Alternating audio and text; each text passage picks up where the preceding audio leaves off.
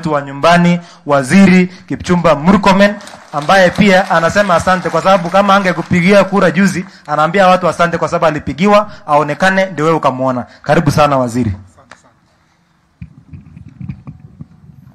Pigieni kwa makofi Governor Wesley.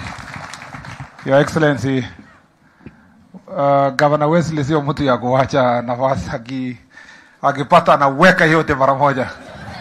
So lakini roho yake ni safi sana. I've told these people ya Elgeyo Marakwet tulipata a very good governor, very hard working, young and very hard working. Now we really support him, Your Excellency. Your Excellency the President, Your Excellency the Deputy President, my colleagues, CSS, my colleagues in leadership, majority leaders, viongozi wa kanisa, wananchi wote wa Elgeyo Marakwet, amjambo. Bwana asifiwe.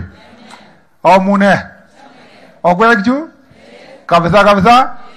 Ara kata kinakta maini sige amlogo yu zamani anane.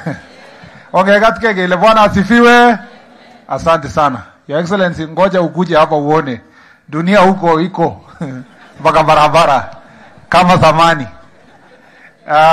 Your Excellency, kabla sijasema machache, ningependa kwanza kusema kwa niaba ya viongozi tofauti umewapatia nafasi wafanye kazi katika serikali yako. Mimi, Mheshimiwa Chris Kipto, Dr. Chris Kipto, Dr. Susan Koech, mwenye wako hapa, na ngoja mna moja. Na Mheshimiwa Kiptanui, mwenye wako hapa, na former IG Boynet. We appreciate you, Your Excellency.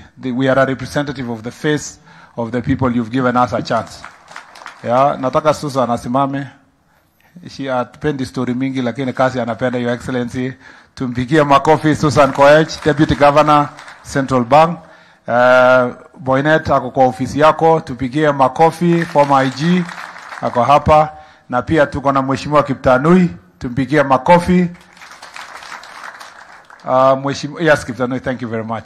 And tuko na Dr. Chris Kipto. You know, Your Excellency, Chris Kipto alikuwa na wewe juzi, tumpigie makofi. All of us as professionals hapa tumesema asante sana. Nikubalia tu nimpatie Chris Kipto 1 minute. Chris, please. 1 minute, but it's very brief. Alafu nitakaribisha my colleagues.